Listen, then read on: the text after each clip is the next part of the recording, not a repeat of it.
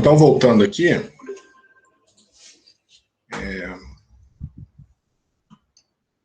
a gente chegou na primeira lei da termodinâmica com um processo, né? Então aqui a gente tem uma maneira muito conveniente, né, de analisar a taxa de transferência de calor e trabalho em dispositivos, uma vez que a gente mede pressão e temperatura em cada um desses pontos aqui do círculo, né, do ciclo termodinâmico. A gente tem como quantificar pela primeira lei da termodinâmica as relações de calor e trabalho em cada um desses dispositivos, tá? Certo? Eu vou pular esse exemplo aqui, eu vou mostrar, só passando devagarzinho aqui, depois vocês refaçam ele aí com... Já tem a resolução aqui, é bem direto, né? Aplicação direta da primeira lei. Tem só uma jogada aqui, que a gente pode... Tem duas opções, né? Na hora de fazer todas as simplificações, aquilo que o Zé Paulo estava perguntando ali, né? Deixa eu ver aqui o que ele fala de... Aqui, a velocidade da entrada é desprezível. Deixa eu ver se ele considera a velocidade na saída. Então, esse é um compressor, na verdade, né? Ele está pedindo aí o trabalho e a taxa de transferência de calor que o compressor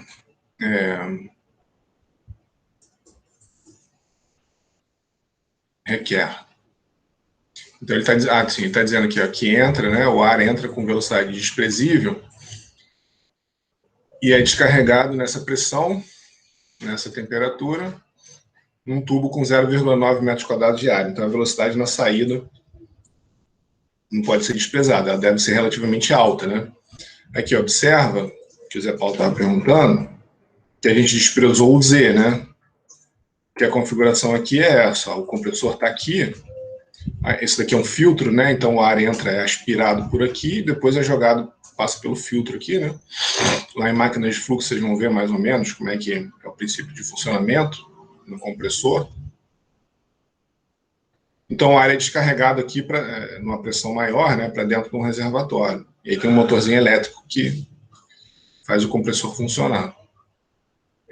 Então, observa que entre 1 e 2 não existe uma diferença muito considerável de altura, de desnível, né? Então, o Z aqui é cortado. E ele já falou que na entrada a velocidade é desprezível, então no IN aqui, né, o V vai embora. Então, são essas questões, você vai fazendo considerações e vai desprezando os termos, tá? E aí no final fica com essa relação aqui, ó. Eu já joguei aqui, né, para quem, aquilo que eu estava comentando, né, já chamei o termo U mais P sobre Rho de entalpia. Então, por isso que aparece esse H aqui, né? E isso é tabelado, ou existem duas formas de determinar o H, ou por tabelas termodinâmicas, aí tem que saber, é só entrar lá nas tabelas termodinâmicas, né, com a temperatura e a pressão, que você tira o valor da entalpia em cada ponto do ciclo. Ou então, para o caso de um gás, a gente usa a aproximação de gás ideal, né, para saber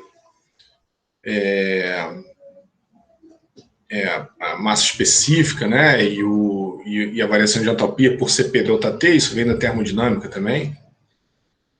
Tá? Então, Cp do ar é 1 joule por quilo Kelvin, isso é uma maneira muito mais fácil do que olhar a tabela, tá? Certo? Então, a gente tem o ΔT de 38, de 21 para 38, né, e o calor específico do ar é 1. Tá? Certo? E aí, por que ele quis o P igual a ρRT aqui? Vamos ver. Sim, por causa a massa específica na saída, não foi dado. Sai do P igual a ρRT, né? Tá? E o R do ar é 287 joule por quilo Kelvin. Então, aí a gente tem como saber a massa específica na saída. Tá? O ρ2, que a gente quer para saber a velocidade, né? Tá? Beleza, aí não tem muito mistério aqui, né? Tem algumas questões aí de gases ideais, mas é bem direto. É bem aplicação direta da primeira lei da termodinâmica, tá? Beleza? E aqui foi fornecido a potência que o compressor consome, 447 a potência elétrica, né? Então a gente sabe que as taxas de transferência de calor são de 290,2 kW, tá? Rejeição de calor pelo volume de controle, deu negativo ali. Tá? O volume de controle está aqui, né? No compressor, ó. Tá? Aqui é o nosso volume de controle, é o processo que a gente está analisando ali, tá? Ele entra com uma certa... Oi? Não entendi. Esse valor de menos 290 é o quê? Do que ponto? Isso. Ah, tá. Porque na equação aí tá aqui mais 437, eu achei que... Não, é o seguinte, ó. Essa relação é isso aqui, ó. Tá? Primeira lei da termodinâmica para esse caso está aqui, ó. 447 mil é a potência aqui, ó, que ele consome. Ó. Então é o W ponto de eixo, é o trabalho de eixo aqui, ó. E mais, porque é trabalho fornecido para o volume de controle, lembra? Então, quando é fornecido para o volume de controle, esse cara aqui vira menos, né? E aí o menos com esse menos aqui somou ali, entendeu? Então, o trabalho fornecido para o volume de controle é menos 447 mil watts. Só que já tem o menos aqui da primeira lei da termodinâmica, então virou mais aqui, ó. Então tá aqui, ó. E aqui M.9, ele deu aqui, ó, foi dado 9 kg por segundo. CP delta T, que é justamente a diferença de energia ali, né? Que é o 1, CP é 1. E o V2 ao quadrado sobre 2. Então, isso daqui é igual a que ponto? Tá? Então, a rejeição de calor pelo volume de controle. Certo? Depois vocês deem uma olhada aí. Se tiver alguma dúvida, me manda um e-mail e me perguntem. Beleza? Então, ó, a expressão da conservação da energia que a gente viu, ela é geral para ser usada numa análise mais abrangente. O que eu estou querendo dizer com isso? A gente pode pegar um volume de controle muito maior, que não englobe só a bomba. Então, a gente, por exemplo, pode pegar aqui ó, um encanamento, analisar aqui ó, a superfície de controle 1, quando o fluido entra aqui, ó, certo? E a superfície de controle 2, quando ele sai, contendo uma bomba no meio do caminho e atrito. Então, a gente está com uma análise bem geral aqui. Ó. Tá? Então, essa é a primeira lei da termodinâmica que a gente analisou. Olha aqui, ó, vou voltar aqui alguns slides. Ó. Aqui, ó. Eu parti desse termo aqui, ó, na verdade, sem o H, né? Aí eu mostrei com U mais P sobre Rho, tá? Tanto faz. Tá?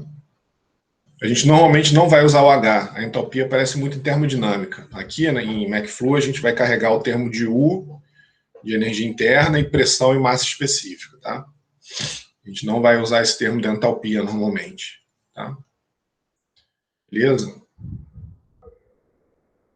Então tá aqui, ó. Aqui a primeira lei da termodinâmica, aquela expressão que eu acabei de mostrar. Mas o que eu fiz aqui, ó? Eu isolei os termos de energia interna e de calor aqui, ó.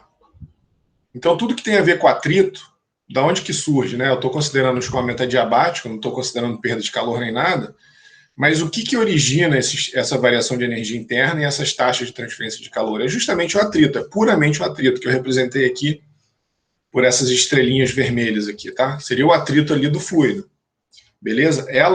Todo o atrito, ele dá, fisicamente a única... vamos dizer assim, componente física, né, que é efetivamente uma função da viscosidade do fluido, porque o fluido é viscoso, que faz com que esse termo de energia interna varie e existe, com isso, né, associado a isso, uma taxa de transferência de calor. Tá? Beleza? Então, isso daqui é a primeira lei, vamos dizer assim, muito abrangente aqui. Ó. É um exemplo desse aqui. Ó. Em contraposição, a primeira lei que a gente fez com um processo... quer dizer, a expressão é a mesma, né? Só as considerações físicas que vão mudar, tá? Beleza? Então, aqui, ó, nessa forma, a gente faz uma análise global do equipamento, faça o comportamento da tubulação como um todo. Tá? Estou falando dessa relação para isso daqui. Tá? E não somente focado no dispositivo, como no exemplo anterior, ou como nesse caso aqui, mas tudo bem, a relação é a mesma aqui, tá vendo? A conservação da energia, o fato da energia não ser destruída e nem gerada, né, ela só pode ser transformada, ela vale para toda a natureza. Então, eu posso pegar essa relação aqui e aplicar para um caso bem geral aqui, tá? certo? Então, estou fazendo uma visão de longe, né? Uma visão mais holística de todo o processo. Aqui é uma visão pontual, as duas são importantes, né? E cada uma tem a sua aplicação. Então, aqui é uma visão pontual de cada dispositivo, aqui é uma visão geral do dispositivo face a todo o processo, todo o encanamento, todo o processo de bombeamento, por exemplo, né? Aqui eu estou falando do bombeamento, por exemplo, podia ser um compressor, podia ser uma turbina, tá? Certo? Agora, se o fluido não tivesse viscosidade, se fosse um escoamento ideal, sem as irreversibilidades, né? Então, a energia interna não ia variar, então que ele entrasse aqui com 1 seria o 2, e o Q seria 0, tá? Beleza? Qualquer perda por atrito, onde atrito entenda-se viscosidade, faz com que a variação de energia interna aconteça, né? O 2 diferente de 1, resultando numa taxa de transferência de calor diferente de 0. Isso daqui, na parte de análise diferencial, a gente vai estudar isso aqui com bastante detalhe quando a gente chegar em perda de carga. Mas esse é o procedimento que a gente vai fazer mais para frente. Agrupar esse termo aqui, ó, em um só, chamado de HL, perda de carga, head loss em inglês. Por quê? A gente, para fazer detalhadamente toda essa conversão de energia, a gente precisaria de uma análise diferencial aqui, que é muito complexo, para estudar eventualmente o dimensionamento de uma bomba. A gente vai ver na parte de perda de carga que agrupar esses termos aqui, a gente ganha em simplicidade, mas perde um pouco em precisão. A gente vai ganhar algumas incertezas aí no processo de dimensionamento. É bom vocês sempre terem isso em mente. Aqui no curso, né, em Mecânica dos Fluidos, na graduação, vocês vão ter o papel, o mundo perfeito do papel, que tudo aceita e que as incertezas não existem. Só que na vida real de vocês vão ver que muita coisa que é calculada por esse método acaba tendo, né, por esse método simplificado, acaba sendo carregado de uma certa incerteza, porque é isso que eu estou falando, né? A gente troca a simplicidade dessa análise por um certo grau de incerteza para levantar principalmente esse termo aqui. A gente vai ver mais para frente como é que se levanta ele com detalhe, tá? Esse termo de perda de carga, que engloba, a gente não precisa entrar em tabela termodinâmica, não precisa fazer nada. A gente simplesmente tem uma fórmula muito simples para fazer isso, tá? Certo? Então, esse termo engloba, basicamente, ou ele é função muito dependente do atrito, da viscosidade, tá? Que é justamente o termo devido às perdas de carga entre dois pontos de tubulação que você está analisando, tá? Beleza? Então, é isso que a gente vai fazer. Então, aqui está a primeira lei da termodinâmica aplicado para uma coisa, um processo geral desse, em contraposição a um processo mais específico, que é o que a gente fez anteriormente, tá? Então tá aqui, ó, a primeira lei da termodinâmica, para um processo aqui, ó, a gente tem a água num certo nível, está sendo bombeado para um outro nível aqui, ó, então a gente tem o nível 1, o nível 2, e no meio do caminho tem uma bomba. E no caminho existem as perdas de carga por atrito, viscosidade, tá? O Mi, né? De viscosidade. Então a gente tem os termos de energia em 1, aqui, ó, e os termos de energia em 2. Aqui. Energia cinética, potencial e a pressão, né? Os termos de pressão, que é o trabalho que o fluido faz para entrar ali no volume de controle. E no meio do caminho existe uma bomba, certo? Esse W.S aqui é trabalho de eixo. Pode ser positivo ou negativo nesse ponto aqui, tá? Beleza? A gente pode ser ainda mais específico. E aqui são as perdas de carga, né? Então, o que é a perda de carga? Toda transferência indesejada de atrito em calor, que é o que a gente não quer. Então, aqui é o que ele está mostrando. Ó. Existe um certo ΔU de 1 para 2, que ocasiona um certo ΔT aqui, 0,2, tá? Beleza? Certo? Então, isso está relacionado com a perda de carga. Aqui a gente tem o termo de energia, né, o desnível em 2, a diferença Z2 menos Z1, né? A diferença P2 menos P1 e a diferença V2 menos V1. Sai com uma certa velocidade, ele entra com uma certa velocidade. Tá? E o trabalho que é fornecido, né, aqui na bomba, ele vai ser fornecido, ou se for uma turbina, ele é extraído do escoamento. Tá? Essa é a primeira lei da termodinâmica para um processo geral desse aqui. Ó. Tá? Agora a gente está falando de um processo bem mais geral do que o que a gente estava vendo. E aí a gente pode ser mais específico. Ó. Se a bomba recebe trabalho, se isso daqui for uma bomba, o W, bomba,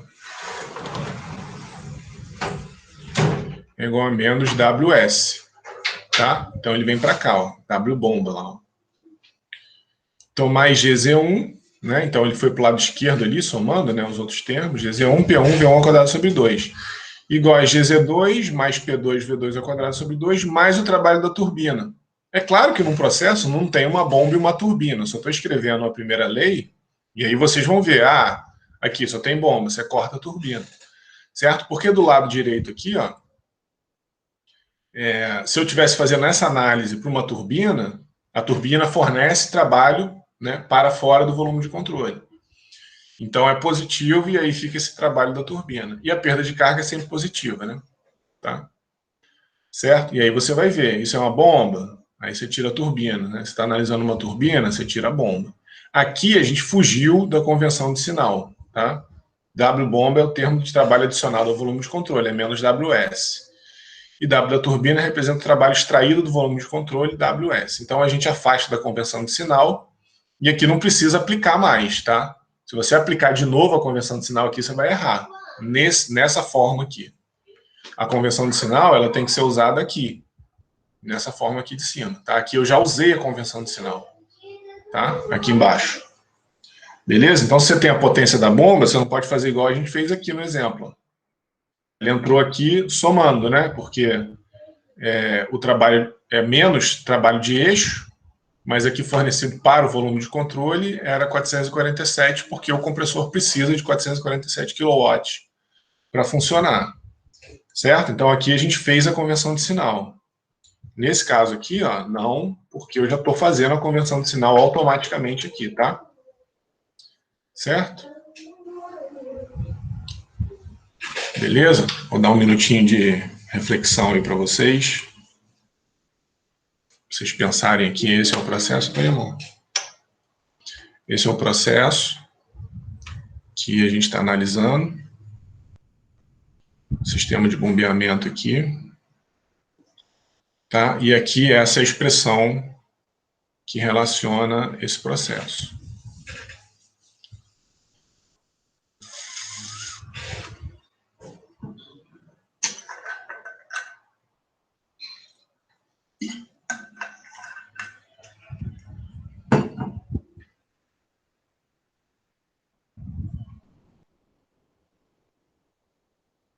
Tá? Beleza? E aí, se a gente multiplicar por m ponto, enfim, a gente poderia ter partido aqui, isso foi uma opção, né? A gente partiu aqui das formas de energia por massa, mas a gente poderia ter partido da potência também, né? Só multiplicar por m ponto, tá? Beleza? Aí aqui a gente tem joule por quilo, né? Se a gente fizer aqui essa forma, a gente tem joule por quilo, e essa forma aqui a gente tem watt, tá? Se a gente multiplicar por m ponto, a gente chega em watt, tá? Beleza? Joule por quilo vezes quilo por segundo, quilo vai embora, fica joule por segundo, tá? Então a gente multiplicar por m ponto, a potência que a bomba fornece, mais todos os termos fornecidos, quer dizer, que o fluxo está carregando, né? Certo? Energia potencial, energia cinética, a pressão do escoamento, tem que compensar os termos de potência lá em 2. E aí se tem bomba, se tem turbina, as perdas de carga, que a gente vai... Nesse ponto do curso, isso vai ser dado para vocês. Na parte de perda de carga, vocês vão aprender a calcular isso daqui. Por enquanto, isso vai ser um dado, tá? A perda de carga, que é o atrito ao longo de todo o escoamento aqui, tá? Então, o trabalho ponto da bomba representa qualquer trabalho de eixo para o volume de controle, uma bomba, um ventilador, um compressor. Então, não é necessário realizar a conversão de sinal, nesse caso aqui, né? E o trabalho ponto da turbina, qualquer trabalho de eixo do volume de controle, tá? E esse termo são as perdas por atrito pelo escoamento do tubo. A gente vai passar boa parte do curso analisando esse termo na parte de perda de carga, e é sempre maior ou igual a zero. Tá? Certo?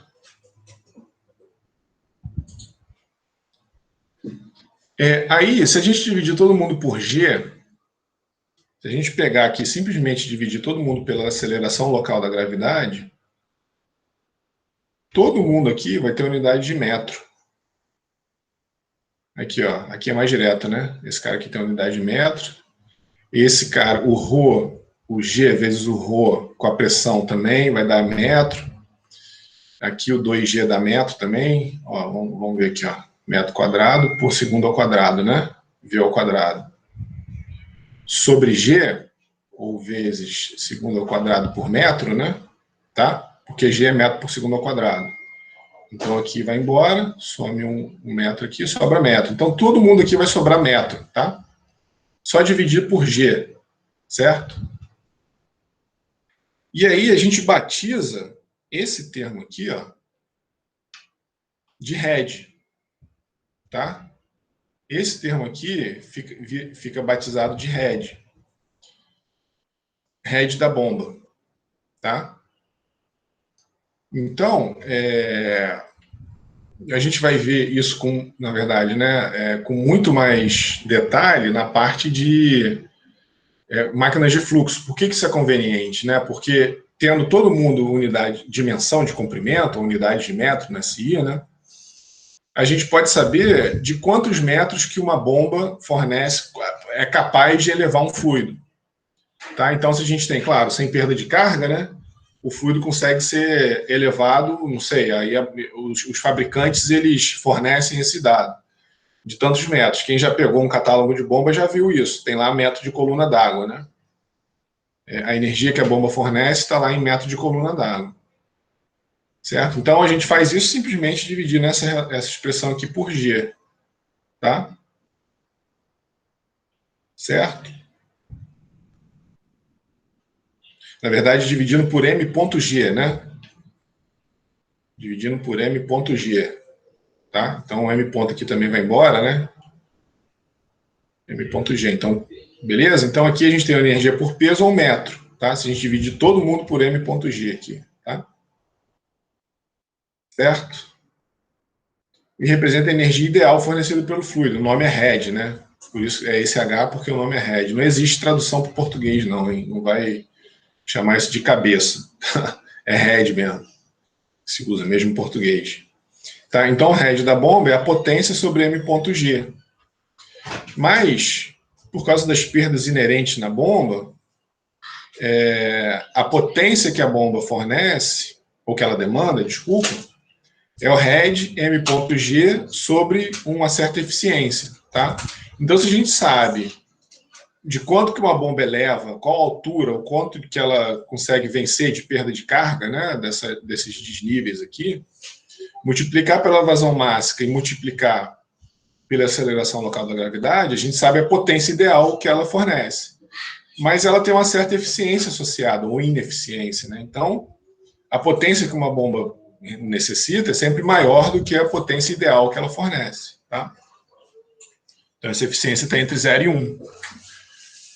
Beleza? Então, se a gente sabe o head da bomba, a vazão mássica e a aceleração local da gravidade e a eficiência, a gente sabe a potência que a bomba precisa fornecer para executar aquele trabalho que ela que ela demanda, né? Tá? Então, o W ponto da bomba é o trabalho de eixo que entra no volume de controle. E é maior do que esse termo aqui, que é a potência ideal. Tá?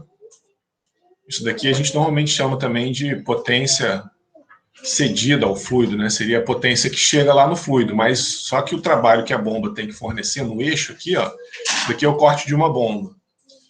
A gente vai ver lá em máquinas de fluxo em detalhe, né? Então o fluido entra aqui e sai aqui nesses espacinhos aqui. Isso é o impelidor de uma bomba.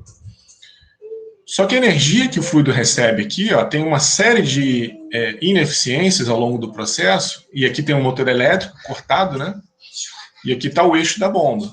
Essa potência que é fornecida no eixo da bomba, ela não chega lá no fluido, por causa de todas as ineficiências. Aqui tem um mancal, então tem atrito, tem atrito do próprio fluido aqui contra as partes fixas da bomba. Então, aqui, a gente tem um termo de potência que é absorvida no eixo da bomba e um termo de potência que é efetivamente cedido para o fluido. Tá? Essa potência cedida, ela é menor do que a potência absorvida no eixo da bomba. Tá? Beleza? Por causa de todas essas ineficiências. Então, por isso que esse W ponto aqui, ele é a potência cedida ali para o fluido sobre a eficiência. Tá? Então, esse W ponto bomba representa o trabalho de eixo que entra no volume de controle e é maior do que esse termo que chega efetivamente no fluido. E esse termo de HLT são as perdas irreversíveis devido ao efeito da viscosidade, o atrito, né? Tá? Beleza? E aí a gente vai ver...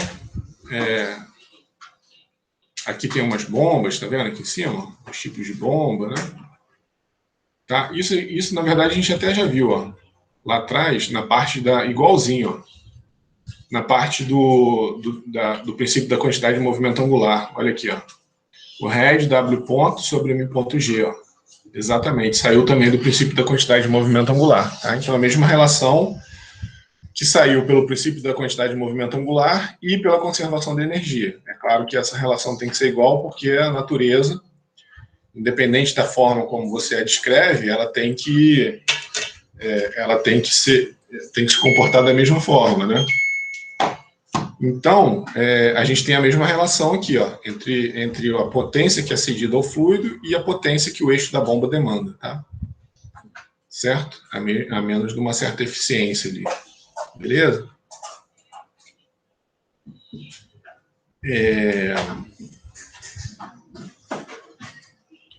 E a mesma coisa, né? A mesma coisa para o termo de energia fornecida ao fluido, é o H da bomba.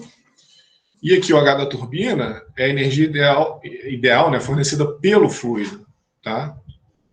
Certo? Então, a mesma relação que a gente obteve, W ponto da turbina sobre M ponto G. Então, por causa das perdas, ó, a gente tem uma ineficiência ou eficiência, né? Que a potência que veio lá da variação, que a energia que o fluido tinha, né?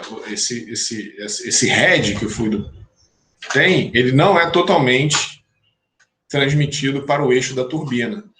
Essa eficiência aqui faz com que o head que o fluido tenha seja maior, né, ou a potência que o eixo recebe é menor do que a potência que o fluido efetivamente tem. Esse cara aqui normalmente é um dado para vocês, tá? Vocês vão ter que encarar isso daqui como um dado. Lá em máquinas de fluxo a gente vai destrinchar ou abrir esse termo aqui em vários termos para ver como que eles são obtidos, tá? Certo? Então, esse W.turb aqui representa o trabalho de eixo que sai do volume de controle e é menor que a energia que o fluido efetivamente tem, né? E que, por causa das ineficiências, o que sai é um pouquinho menor do que o que o fluido efetivamente carrega ali, né? Os termos de energia que o fluido possui, tá? Então, a gente calcula os termos de energia que o fluido tem. Eu vou fazer 2 exemplos aqui disso. A gente calcula aqui, na primeira lei da termodinâmica, quanto de energia que efetivamente tem, joga aqui, ó, no H da turbina, multiplica pela vazão máxima, a aceleração local da gravidade e a eficiência da turbina, e a gente sabe, por exemplo, quantos megawatts, na prática, essa turbina é capaz de fornecer. Tá? Aqui, nesse termo, não tem nenhum termo de ineficiência ou de eficiência. Né? A gente calcula simplesmente o que o fluido tem, em função dos desníveis, em função da diferença de velocidade, tá?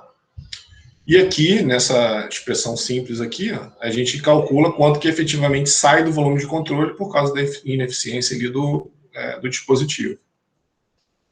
Certo?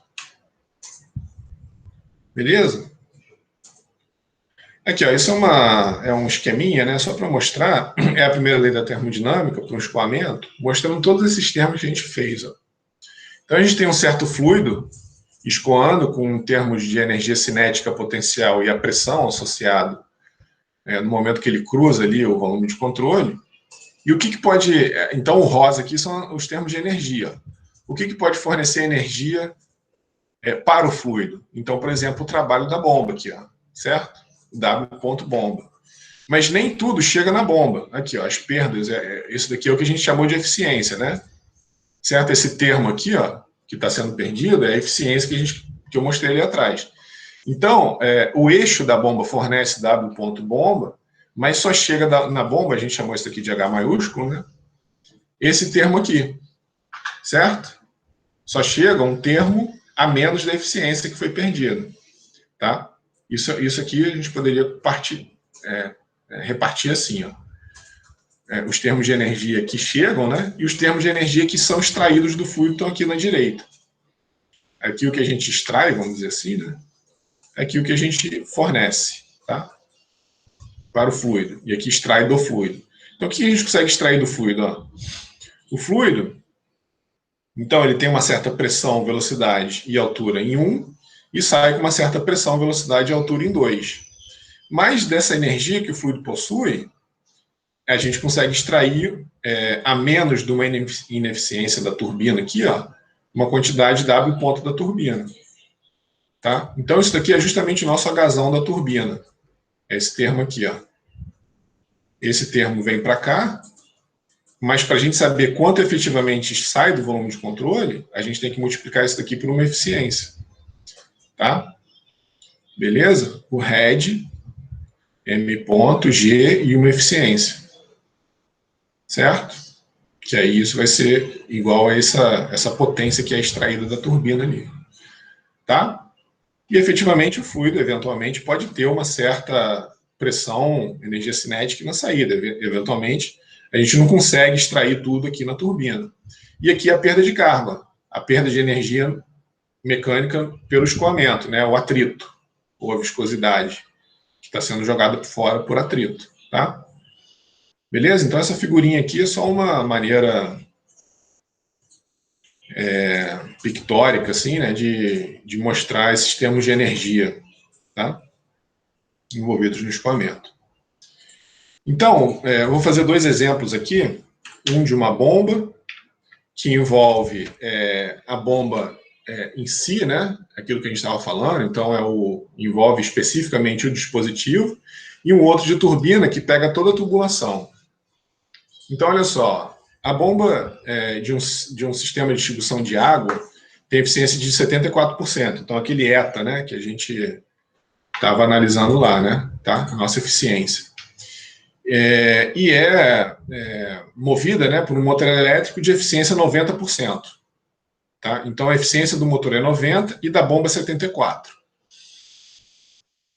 Então, a água escoa numa vazão volumétrica de 50 litros por segundo. O diâmetro da entrada, do tubo de entrada e de saída, é o mesmo. E a diferença de elevação é desprezível. Então, aqui tem duas informações que tem tudo a ver com a pergunta do José Paulo, daquelas questões de desprezar alguns termos da primeira lei da termodinâmica. Vamos ver. Então, essa frase aqui está nos informando essas questões. Vamos ver isso, como é que a gente trabalha nisso. Então, se a pressão na entrada e na saída da bomba são medidas, e são 100 kPa e 300 kPa absoluto aqui, certo? Então, aqui está levando em conta a pressão atmosférica também, né? Então, é absoluto. Então, P mais PATM igual a 300 kPa na saída, por exemplo. Então, é a pressão absoluta, né? Se eu quiser a manométrica, eu tenho que subtrair isso daqui da pressão atmosférica, tá? E na entrada é praticamente vácuo, né? Se a gente considera, deixa eu ver o que ele considerou como pressão atmosférica, se foi 101 ou se foi 100. Se for 100, isso aqui é zero, né? Pressão zero manométrica. Se for 101, isso daqui é 1 kPa vácuo, tá? Então ele quer saber a potência que essa bomba requer, né? A potência elétrica aqui, tá? Então a gente vai desprezar as perdas de carga. Então esse termo aqui, é desprezado, tá? A diferença de altura aqui ele está dizendo que é desprezível, então Z2 e Z1 são os mesmos, tá? Beleza? Então a gente já começa a tirar diversos termos aí dessa expressão em função do enunciado e da física do problema. Certo? Aí, Então vamos lá, vamos analisar agora esse problema com calma. Está aqui, né? Sem turbina, então a turbina, esse cara aqui também vai embora, né? Ele já falou, perda de carga. O tubo do mesmo diâmetro, então A1, V1 igual a A2, V2. Se o A1 é igual a A2, pela continuidade, V1 igual a V2, tá? Então esse cara aqui também pode ir embora. Diferença de elevação desprezada, esse cara vai embora. Perda de carga desprezada, esse cara vai embora. Então a gente fica com essa relação aqui, ó, simplesinha. O head que a bomba requer, ou que ela fornece, né, é P1 sobre ρg mais P2 sobre ρg, que vem a ser o gama, né? Tá? ρg aqui é o gama, certo? Beleza? Então, qual o head que a bomba requer aí nesse processo? Ou o que ela está fornecendo, né?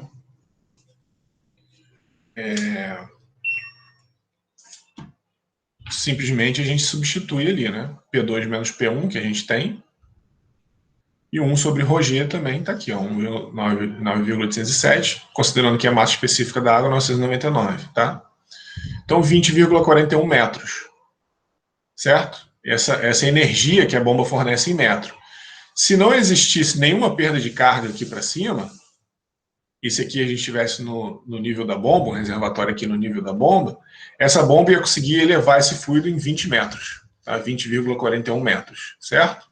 Isso é o que diz, e essa é a conveniência dessa expressão, né, de relacionar a primeira lei da termodinâmica dessa forma aqui que a gente viu, ó. Aqui, ó. Quando a gente dividiu, ó, todo mundo por m.mg aqui, né? Desculpa, por m.g, e ficou com todo mundo em metro, certo? Agora a gente consegue saber quantos metros que a bomba consegue elevar em fluido. Aqui ela consegue elevar de 20,41 metros. É claro que se tiver curva no meio do processo aqui, ó, válvula fechada, a gente vai aprender isso em perda de carga. O atrito, né? Esse termo aqui da perda de carga, ela justamente leva em conta todos esses acidentes que acontecem, né? Ou se for em linha reta ou atrito. Então, na prática, é um pouquinho menos, mas tudo bem. Se você tem um prédio com 40 metros de altura, essa bomba definitivamente não vai servir, e você quer bombear para o alto do prédio, essa bomba aqui definitivamente não vai servir. Se for no catálogo e ver uma bomba que tem 20 metros, de head ela não vai servir, tá? Então, nesse processo, ou o sistema está demandando 20 metros, ou a bomba está fornecendo 20 metros. É a mesma coisa, né? Tá? Beleza? Então, a bomba aqui está fornecendo 20 metros e a gente quer saber quanto de potência que ela está sendo requisitada para fazer isso. Então, a gente vai lá, ó. Eficiência, o head da bomba, eficiência da ponto da bomba sobre o m.g. Então, é aquilo que a gente viu anteriormente, né? O trabalho que essa bomba requer é o head da bomba, m.g sobre eficiência. Tá? Então, substituindo ali, 20,41, vazão máxima, né? 999 vezes 50, que foi a vazão volumétrica ali, ó, 50 litros por segundo, vezes 10 a menos 3, para passar para metros cúbicos por segundo. Vezes 9,807 sobre 0,74, que ele deu aqui, ó, a eficiência da bomba. Então, 13,51 kW, aqui, ó, no eixo da bomba. Ele está demandando 13,51 kW. Só que esse motor elétrico aqui, ele tem uma eficiência de 90%. Foi dado aqui, ó. Então, ele vai pedir da rede elétrica ali, né? Ele vai estar ligado ali na rede elétrica, certo? Ele vai demandar 15 kW. Tá? Então, o motor elétrico de 15 kW fornece para o eixo 13,51 e uma parte disso que vai ser fornecido para o fluido. Esses 13,51 não chegam no fluido por causa dessa eficiência de 74%. A gente poderia também ter pegado uma eficiência global de 66,66%. O que é isso? Multiplicar 90 por 74. E aí já ter feito a conta direto aqui, ó. Ter pegado o head e ter dividido por 66,66. Já diria direto qual a potência que está sendo demandado da rede elétrica ali, né? Que o motor elétrico é requisitando.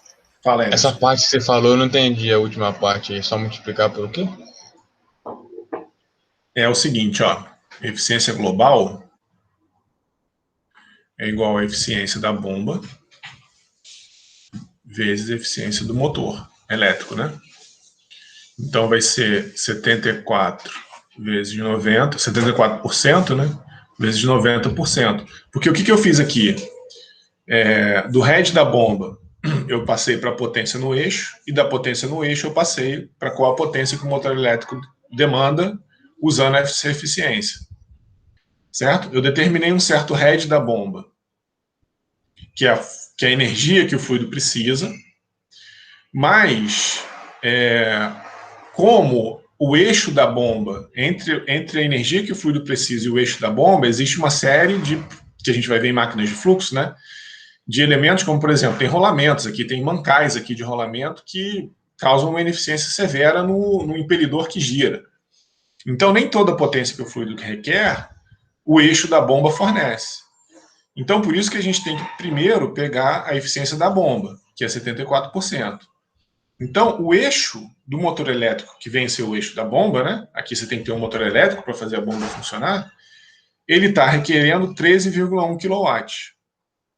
Mas o motor elétrico que aciona esse eixo tem uma ineficiência ou uma eficiência, enfim, como você quiser pensar, né? Ele é 90% eficiente. Ou seja, se chega aqui 100 watts, ele só fornece aqui para o eixo 90. Entendeu? E aí, por isso que daqui da potência do eixo lá para quanto que ele consome de energia elétrica, isso aqui todo motor elétrico é assim, né?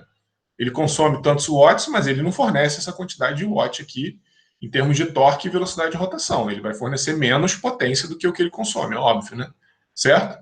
Se ele fornecesse igual, seria um mundo perfeito, né? O que todo mundo quer, mas não acontece.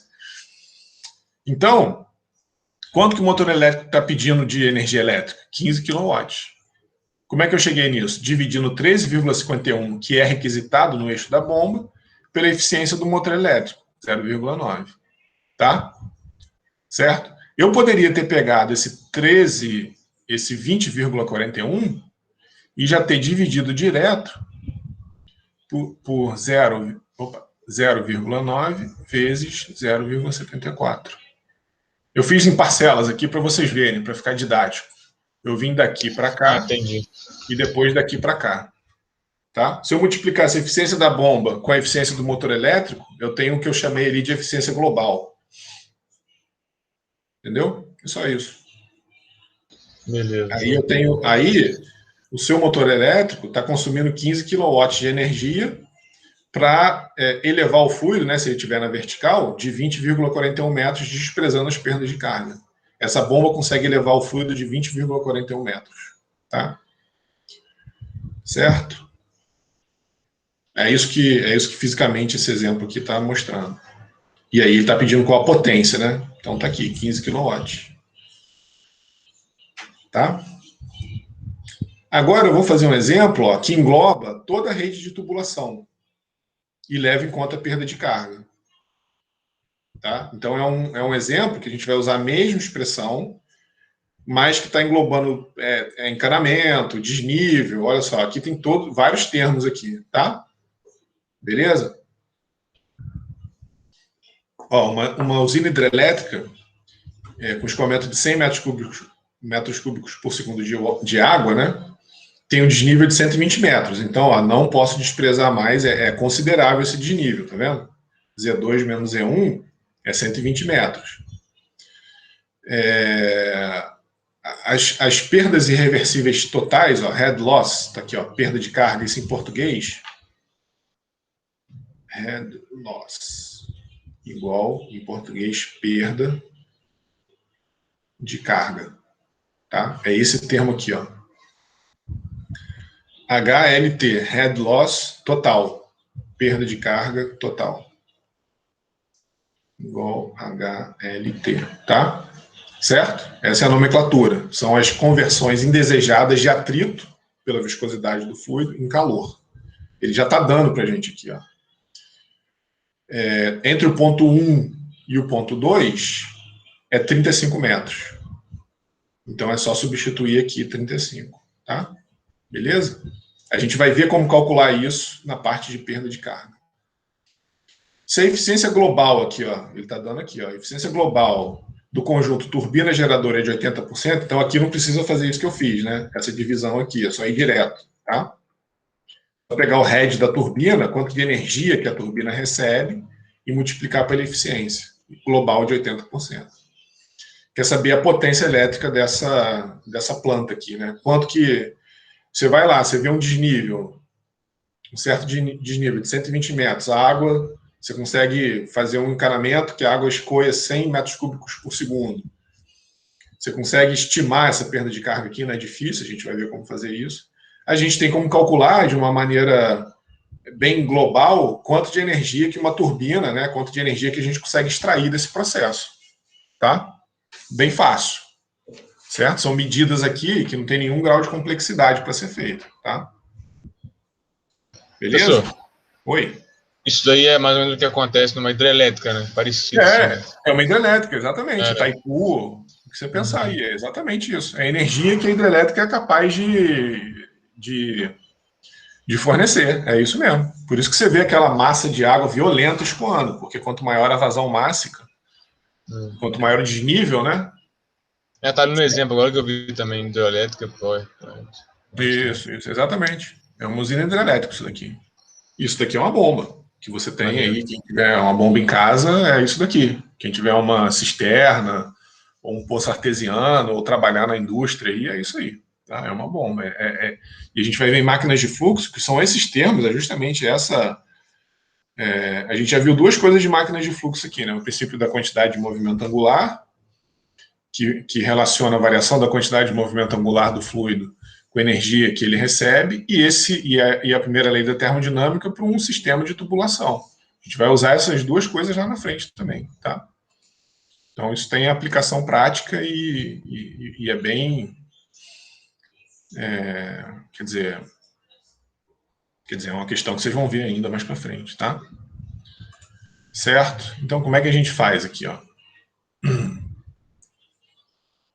Bom, a gente bota a nossa referência em 2 aqui, ó, certo? Lembra, a mesma coisa que a gente estava fazendo lá quando a gente estudava a questão dos... quando a gente estava estudando a questão... Ah, não, isso daqui eu falei em máquina de fluxo, estou confundindo, galera, desculpa. Isso daqui, você faz o seguinte, você bota a referência aonde você sabe calcular as suas quantidades. Então, você bota a referência aqui em 1, por quê? Aqui você sabe a pressão. Você sabe que a velocidade com que esse reservatório varia aqui é muito baixo. Então, V1 aproximadamente igual a zero. Você não vê um nível de usina hidrelétrica variando, certo? Ele fica ali naquele nível. Então, a velocidade aqui é zero. Então, a gente tem duas grandezas aqui que a gente calcula. Mas o quê? O Z. Se você botar o seu referencial aqui, ó, quanto que é a pressão aqui? Não sei direito. E a velocidade? Também é difícil. E o desnível também você tem que ter, certo? Aqui é muito mais simples, é muito mais fácil. Aqui é pressão atmosférica e não vai fazer diferença. Se você botar aqui ou aqui, não faz diferença. E aqui é tudo mais simples. A velocidade aqui é zero, a pressão atmosférica, tá? Então, normalmente, a gente coloca na superfície livre do reservatório. Aqui poderia até ter aquele triângulozinho, né? Que representa a superfície livre. Então, a gente coloca aqui, ó, no 1 e no 2, porque é a coisa mais fácil que você tem para fazer. Sabe? Certo? Você tem a pressão atmosférica, a velocidade é zero aqui também, né? Dificilmente esse nível aqui numa hidrelétrica varia, tá? E a velocidade, então, você tem o desnível e a velocidade aqui é aproximadamente igual a zero, ou pode até ser igual a zero mesmo, tá? Tá certo? Então, a referência em 2, Z2 igual a zero, então a gente coloca a nossa referência aqui em 2, ó. Z2 igual a zero, e aí o 120 é o Z1, né? Certo? Não tem bomba, então esse cara aqui vai embora. Ambos os reservatórios na atmosfera, então são mesmas pressões. Tá? Se for manométrico, os dois são zero. Se for absoluto, a pressão é igual, a atmosférica vai embora. Você cortou o H errado, é o da bomba. Opa, valeu, Emerson. Obrigado, cara. H da bomba. Exatamente. Sem bomba. É justamente a turbina que a gente quer analisar. Variação desprezível do nível, né? Então, isso que eu estava falando. Então, essa relação aqui, super simples, né? Essa é a relação que permite o engenheiro dimensionar a energia que uma hidrelétrica é capaz de fornecer, certo? Bem simples. Agora, o outro problema de engenharia é ir lá e dimensionar, instalar, fazer, né? Isso é outra coisa. Isso daqui é um projeto vamos dizer assim, preliminar, né? A gente consegue saber quanto de potência com essa expressão que uma turbina pode fornecer, tá? Certo? Então, só substitui o valor do enunciado. A gente tem o Z1, tem a perda de carga, o Z1 é 120, né, o desnível, então 85 metros. Então, essa turbina, ela consegue fornecer de energia, ou ela tem de energia disponível 85 metros de altura de coluna de água, tá? Que é o 120, se não tivesse perda de carga, então observa, né? Quanto menor a perda de carga, quanto menor o atrito aqui, quanto mais a gente diminui o atrito, e a gente vai ver isso na parte de perda de carga, os fatores que permitem a gente diminuir esse termo aqui, melhor porque a gente vai ter mais energia para a turbina. Então, qual a potência máxima extraída pela turbina? Ó, é o head vezes m.g. Certo? Então, aqui eu só fiz um trabalho de turbina ideal, que eu poderia ter feito na bomba, né? Poderia ter feito a mesma coisa. Então, se não fosse perda nenhuma, a menos da perda de carga, essa turbina conseguiria fornecer 83.400 kW. Mas aqui, ó, o nosso trabalho ponto da turbina, ele tem uma eficiência de 80%, ela fornece 66,7 megawatts, ou 66.700 kW. Tá? Então, de 83, ela vai para 66. E você tem que observar o seguinte, cada ponto percentual de eficiência dessa turbina, se ela fosse 79% eficiente, a gente ia ganhar 1 megawatt de eletricidade gerada. Então, às vezes você fala, pô, mas só 1% de eficiência, tá bom, 79, 80, mas não. 1% de eficiência, ela ia ter 1 megawatt a mais aqui de potência gerada, tá? Certo? Beleza? Bem simples, né? Esses exercícios normalmente não tem muito mistério, ainda mais quando são dados as coisas são todas dadas assim, tá? Professor, esse 1 megawatt, essa conta que você fez é o quê? Você pega Pega esse 83 cara mil aqui, dividido por 100? multiplica por 0,01, você vai chegar em mais ou menos 1 megawatt. Ah, tá. Então, cada ponto percentual, cada 1% Entendi. que você ganha aqui de eficiência, você aumenta de 1 megawatt a potência que o gerador pode fornecer para fora, né? Tá? Então, esse dado ponto da turbina aqui, ó, é quanto que o gerador está fornecendo de energia elétrica, efetivamente. Se a eficiência da turbina fosse 79%, a gente teria 67,7 megawatts. Ou, desculpa, se fosse 81%, desculpa, que ela seria mais eficiente, né? Se fosse 81%, a gente teria uma potência fornecida de 67,7 megawatts, tá? Então, às vezes, uma coisa irrisória, você ganha 1 megawatt de energia, que é muito, né? Tá? Só mantendo aí todo o conjunto livre de atrito, toda a tubulação aqui com menos perda de carga possível e tudo mais. Tá? Então, quanto menos a gente tem de perda, melhor é. Tá? Aí, finalizar a aula só fazendo esse resumo, né? Então, a gente usou a primeira lei nessa forma aqui, ó, quando a gente estiver analisando interações de calor e trabalho em dispositivos que operam com fluxo de massa por ele, compressor, bomba, turbina. Então, essa é a forma mais adequada. A gente chegou nessa forma partindo daqui, né? Então, o que é a perda de carga? São os termos de energia interna e calor agrupados, tá? Então, é só para fazer um resumo de tudo que a gente viu, né? Então, em termos de energia, dividindo esse termo por m.g. Então, esses dois termos são totalmente equivalentes, você consegue chegar em um ou outro, mas aqui, quando a gente faz essa análise aqui, né, quando quiser fazer uma análise global do processo, que a gente leva em conta as perdas de carga, né, onde os termos de variação de energia interna e transferência de calor foram englobados em um só, a perda de carga, que representa o efeito do atrito pela tubulação, que é, finalmente, o efeito da viscosidade, né, o fato do fluido ter viscosidade. Tá? E aí, a gente tem a relação, então, da energia que a bomba fornece, né, ideal.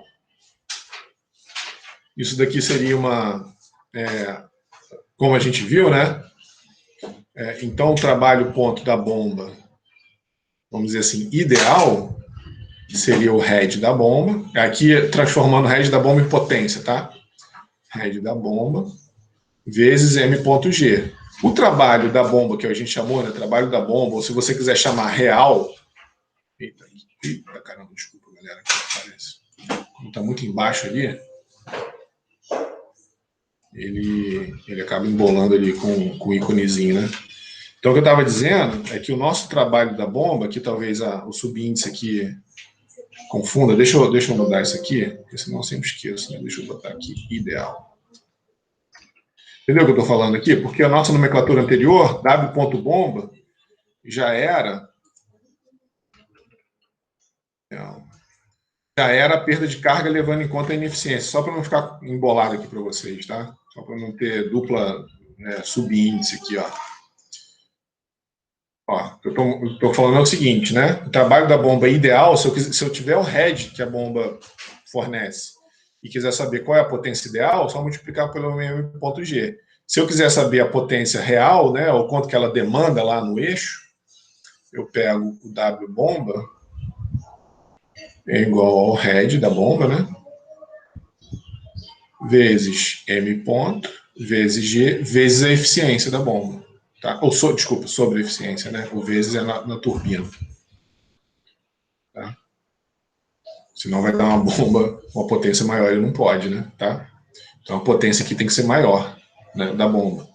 Entenderam? Só para manter a nomenclatura que eu estava anteriormente aqui, ó. A nomenclatura que eu fiz aqui, ó. Aqui, ó. W ponto bomba é o M.G sobre a eficiência. Tá? Só para manter isso daqui, eu tinha colocado aqui uma nomenclatura diferente.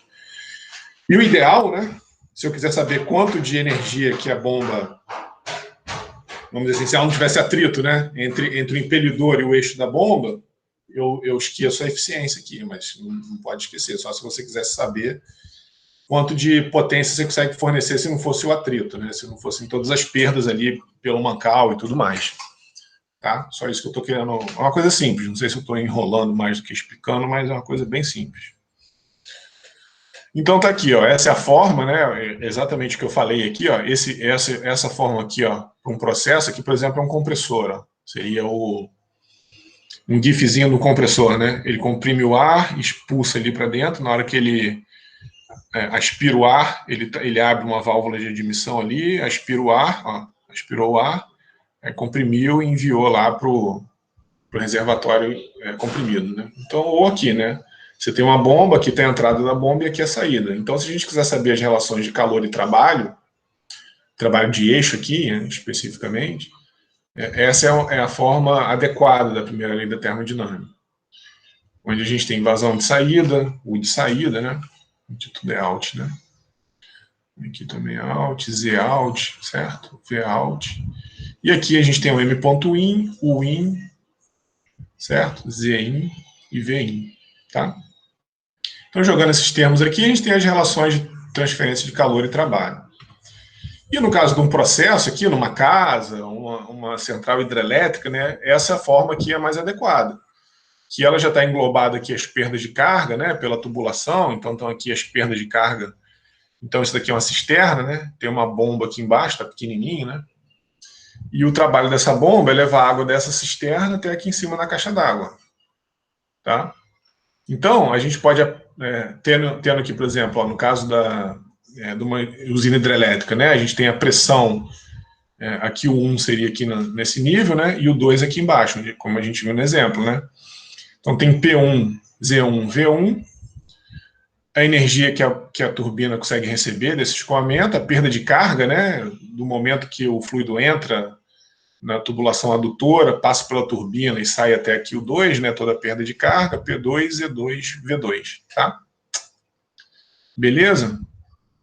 Ou então, uma casa aqui, né? Você tem a energia que a bomba precisa fornecer, a pressão aqui no reservatório atmosférica, né, Z1, V1, e o V2, Z2, P2 lá em cima, né? E as perdas de carga ao longo de toda a tubulação, tá? Só pela tubulação, então aqui também, né? Só as perdas de carga pela tubulação. Certo? Então aqui seria adequado para um processo desse, tá? Beleza? Então, galera, acabou a parte de análise integral. Semana que vem a gente parte para análise diferencial. tá? E aí temos aí um tempinho, se alguém tiver alguma dúvida, algum comentário, alguma questão.